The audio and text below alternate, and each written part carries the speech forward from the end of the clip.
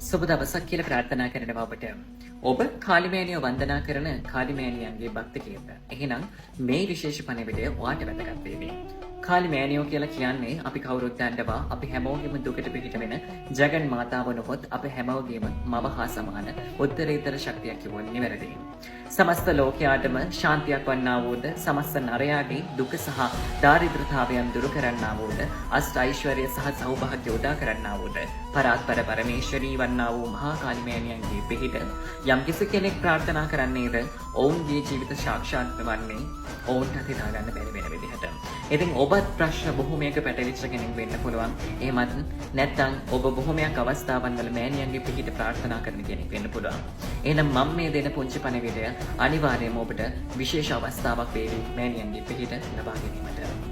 ඉතින් කරන්න තියෙන පුංචිම පුංචි දෙයයි සිකුරාදා දවසක රාත්‍රී 9ට බුලත් කොලයක් උඩ අමු කපුරු පෙත්තක් සහ එනසල් 3ක් සහ කරාඹුණෙක් 3ක් සමග කපුරු පෙත්තක් දැල්වලා ඕම් දක්ෂිණේශ්වරී මහා කාලිකායයි නමෝ නමः.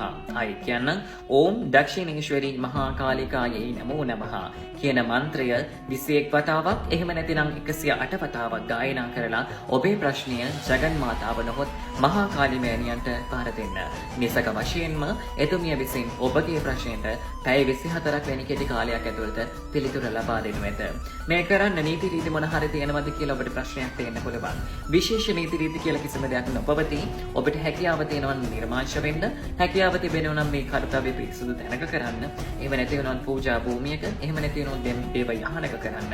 ඔබට ප්‍රතිඵල ඉහළ ප්‍රතිඵල ලෙස නෙලා ගැනීමට අවස්ථාව ලැබෙනු ඇත.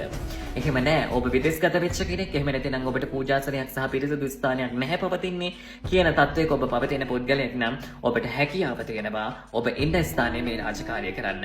එහෙමත් ඔබට කරගන්න බෑ. මට මේ කියන විදිහට අමු කපුර හොයාගන්න බෑ. මේ විදිහට මට කරන්න පුළුවන් අවස්ථාවක් නෑ කියන පුද්ගලයෙක් නම් ඔබට අවස්ථාව තියෙනවා මේ මන්ත්‍රය සිකුරාදා දවසක රාත්‍රී 9ට 108 වතාවක් ගායනා කරලා එතුමියගේ පිහිට ප්‍රාර්ථනා කරන්න. කපුරු දැල්ලුවත් එකයි කපුරු නොදැල්ලුවත් එකයි. එතුමිය වෙනුවෙන් හදවතේ ශ්‍රද්ධාවෙන් සහ භක්තියෙන් යම්කිසි භක්තිකයෙන් ප්‍රාර්ථනා කරන්නේද එතුමියගේ මන්ත්‍ර සහ ස්තෝත්‍ර ගායනා කරමින් එතුමිය නිසක වශයෙන්ම දෙනෙත් විවර කරන්නේ මහා කල්පරෝක්ෂයක් ලෙසයි. එසේනම් මෑණියන්ගේ දිව්‍ය ආශිර්වාදය ඔබට සහ මට සහ සමස්ත විශ්වයාටම ලැබේවා කියන ප්‍රාර්ථනාවත් සමගින් අදට මම මේ වීඩියෝයෙන් සමුදෙනවා. ඔබ සැමට සුබ නාගතයක්.